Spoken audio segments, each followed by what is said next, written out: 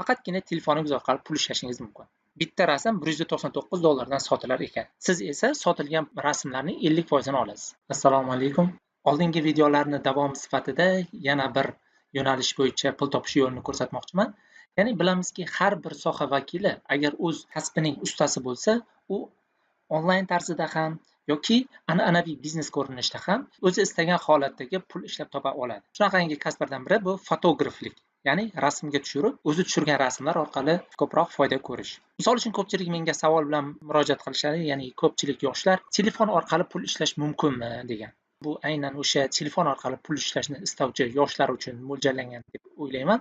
Sababi agar sizda yuqori sifatli rasmga tushira olish imkoniyatiga ega bo'lgan mobil telefoni bo'lsa yoki o'zingizda rasmni chiroyli ko'rinishda tushira olish qobiliyati bo'lsa, siz istagancha turli ko'rinishdagi, turli ma'nolar kasb etadigan rasmlarni telefoningiz orqali olib, uni juda katta pullarga sotishingiz mumkin.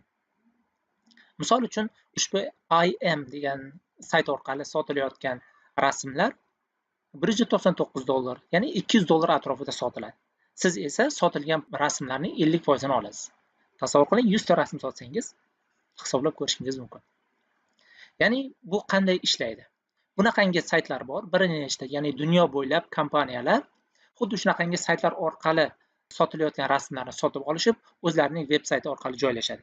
Yoki sotib olingan rasmlar ularning huquqiy mulki hisoblanadi va ular bemalol Instagram yoki boshqa reklama maqsadlarida foydalanishi mumkin. Shuning uchun IM degan ushbu portal bu juda mashhur portal hisoblanadi. Yana e'tibor bergan bo'lsangiz, bu yerda turli 150 davlatdan 25 milliondan ortiq fotograflar, ya'ni havaskor rassomlar yoki professional rassomlar o'z rasmlarini, 100 milliondan ortiq rasmlarini qo'yishib, ushbu portal orqali sotishadi. IM saytining muhim, ya'ni o'ziga xos jihati, bu saytda qo'yilayotgan rasmlar sotilish jihatidan tezroq sotiladi, chunki bu boshqa juda ko'plab rasm sotish bilan shug'ullanuvchi kompaniyalar bilan hamkorlik qiladi. Bu yerda yaxshi deb topilgan rasmlar o'sha saytlarda ham joylashtiriladi. Keyingi muhim tomoni, qo'yilayotgan rasmlarni copyright free. Haqiqatda u biror kishining intellektual mulki emasligini tekshirib ko'radi. Rasmga olingan, ya'ni internetdan biror bir rasm topib, uni ushbu sayt orqali sota olmaysiz. Agar siz ushbu biznes bilan shug'ullanmoqchi bo'lsangiz, albatta rasmlarni o'zingiz telefoningizga olishingiz kerak va keyin bu yerda sotishingiz mumkin buni. Rasm turlari ko'p, har xil ko'rinishdagi rasmlar bo'lishi mumkin, lekin qaysidir ma'noda ko'p joyda ishlatish mumkin bo'lgan rasmlar qo'yishga harakat qiling. Misol uchun, mahsulotni reklama qilgan rasmlar yoki biror bir brendni shakllantirish uchun kerak bo'ladigan rasmlar yoki portret. Mana bunaqa ko'rinishdagi rasmlar turli bir ma'no beradi va ko'p joyda ishlatish mumkin. Yoki sayohat ma'nosidagi rasmlar bo'lishi mumkin. Bundan tashqari onlayn magazin, biznes, hayot rasmlar va har xil ko'rinishdagi turli ma'no beruvchi rasmlarni siz bu yerga kiritsangiz ko'proq foyda ko'rishingiz mumkin. Kompaniyalar nomlari, rasmlar keltirilgan. Endi siz o'ylashingiz mumkin, misol uchun bu yerda rasmni keltirilgan ko'pchiligi model, bizlar unaqa chiroyli modellarni topa olmaymiz yoki rasmi chiroyli. Unaqa emas. Siz mutlaqo unaqa o'ylamasligingiz kerak. O'zimizning samimiy chehraga ega bo'lgan Osiyo xalqlarini portret rasmlarini chiqarish ham dunyo aholisini, dunyo xaridorlarini e'tiborini tortadi. Agar e'tibor bergan bo'lsangiz, ko'pchilik veb-saytlarida qora tanli bolalar, ayollar va qora tanli aholining rasmlari ham keng tarqalgan. Sababi ular bir o'ziga xos insonda bir hissiy tuyg'ularni jo'shtirishida yordam beradi. Shu sababdan o'ylaymanki, O'zbekistonda ham juda katta imkoniyat bor aynan rassomchilik bilan shug'ullanishda, chunki aholimiz, qishloq hayoti, shahar hayoti, asosan qishloq hayotidagi turli jabhalarni rasmga tushirish ko'proq foyda keltiradi deb o'ylayman. Endi keling, mana bu yerda ba'zi qo'shimcha savollarga javob olishimiz mumkin. Frequently asked questions yoki fast asked questions deyishimiz mumkin. Keling, mana bu getting started, qanday boshlash orqali kirib ko'raylik. Bu yerda savollarni ko'ramiz. Bu yerda siz o'zingizni qiziqtirgan barcha savollarni topa olasiz. Misol uchun aytyapti, what is the difference between a printed publication and printed advertisement? Bularni ko'rishingiz mumkin. To get started, qanday boshlash mumkin? Boshlash uchun you have uploaded your first photo. Birinchi siz o'zingizni birinchi rasmingizni yukladingiz. Undan keyin esa uni tekshirish jarayoni ketadi. Ya'ni siz rasmingizni yuklashingiz bilan birdaniga uni bozorga chiqarib yuborisha olmaydi. Sababi rasm bo'yicha qo'yilgan talablar to'g'ri bajarilganlik, rasm sifati bozorga chiqarishga to'g'ri keladimi yoki rasm biror joydan o'g'irlanmaganmi? Shu kabi tekshiruvlardan o'tadi. Bu uchun esa bir hafta, balki undan ham biroz vaqt, ko'proq vaqt ketadi. Barcha tekshiruvlardan o'tganidan keyin esa rasm qo'yiladi. Keyin rasmlarning ba'zilari partner collection deyiladi, ya'ni boshqa hamkor kompaniyalar tomonidan ham terib olinadi. Misol uchun Getty Images kompaniyasi tomonidan yoki boshqa shunaqangi kompaniyalar tomonidan terib olinib, u yerda ham sotilishi mumkin. Sotilishi, ya'ni sizga aniq vaqt aytilmaydi qo'yilgan rasmingiz qachon sotilishi to'g'risida. Qo'yilganidan keyin biror bir xaridorga ma'qul kelib u sotilsa, pochtangizga xabar keladi. Sotilganidan keyin pulingizni chiqarib olishingiz. Mahsulot sotilganidan keyin siz o'z PayPal akkauntingizni o'zingizni profilingizga bog'laysiz. Profilingizga bog'laganingizdan keyin taxminan bir hafta, ya'ni 7 biznes kuni ichida sizga to'lovlar amalga oshirib beriladi. Qachon men sotilganidan keyin pulimni olishim mumkin deyapti.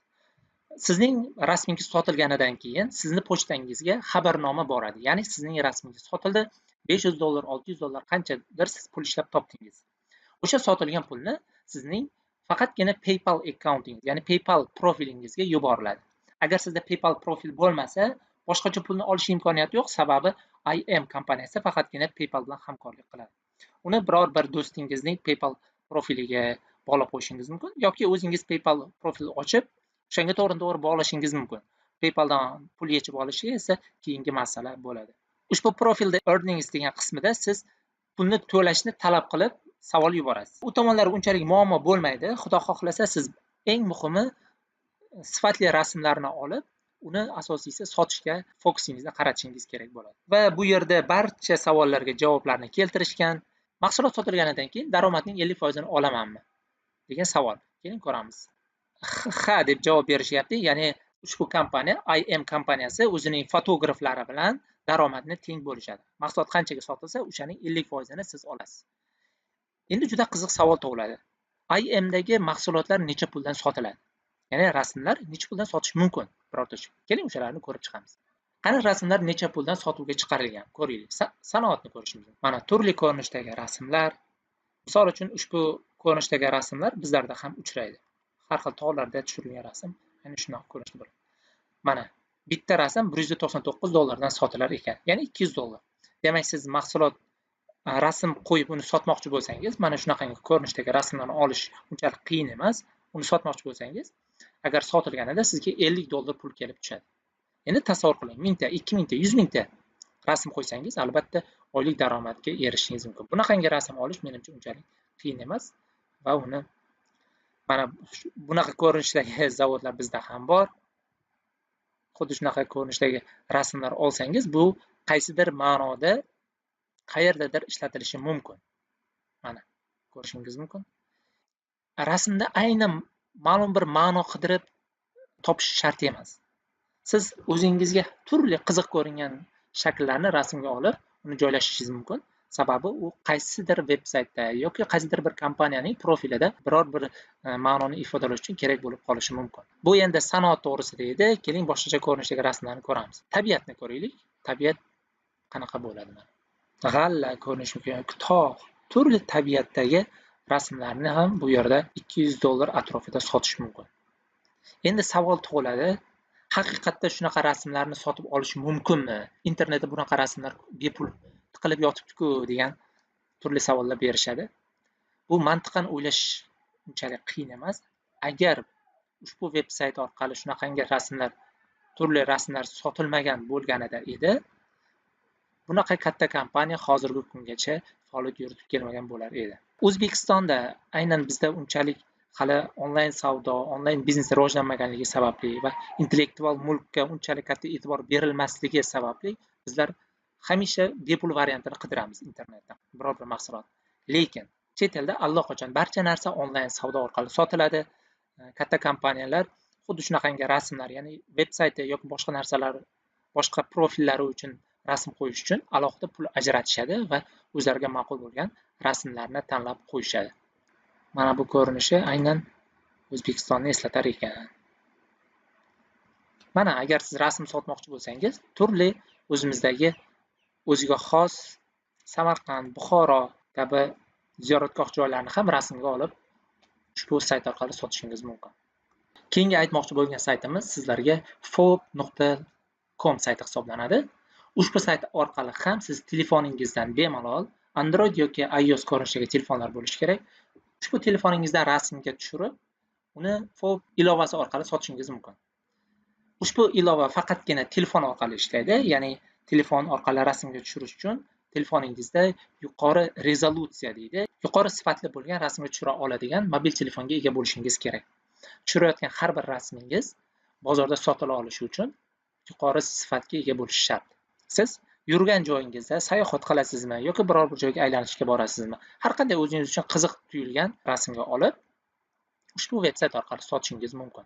Buning uchun avvalambor siz telefoningizdan Apple telefoni bo'ladigan bo'lsa, Apple Store'dan fob ilovasini topasiz va uni telefoningizga yuklab olasiz. Agar Android telefon ishlatadigan bo'lsangiz, uni Google Play Store deydi, ya'ni Google magazinidan ilovalarni topib, o'zingizga yuklab olasiz va tushirgan rasmingizni bu yerga yuklab yuborasiz. Fobda ham mana ko'rishingiz mumkin, har bir sotilgan rasm 50% dan taqsimlanadi. Ya'ni agar sizni rasmingizni fob kompaniyasi sotsa, 50% daromad sizniki, 50% daromad fob saytiniki hisoblanadi. Keling, bu yerdagi oddiy rasmlarning narxi necha pul turishini ko'ramiz.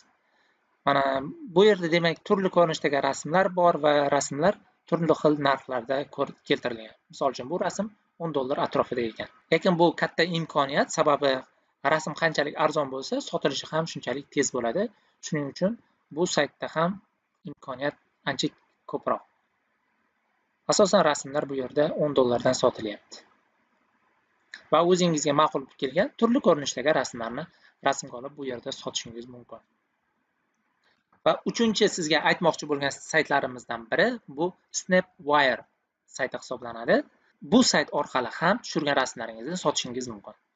Ya'ni uchta kompaniya ham asosiy maqsadi rasm sotishga qaratilgan. Insonlarda kreativlik turlicha. Turli holatlarda turli ko'rinishdagi qiziqarli rasmlarni olish mumkin bo'ladi. Rasmingiz qanchalik qiziqarli va insonlarni jalb qiladigan bo'lsa, siz u rasmni yaxshiroq va tezroq sota olishingiz mumkin. Eng qizig'i, har bir uchta saytda ham siz faqatgina telefoningiz orqali pul ishlashingiz mumkin. Sizdan talab qilinadigan faqatgina bitta sifatli telefon va turli joyda rasmga tushirib, ularni internet orqali sotishingiz mumkin.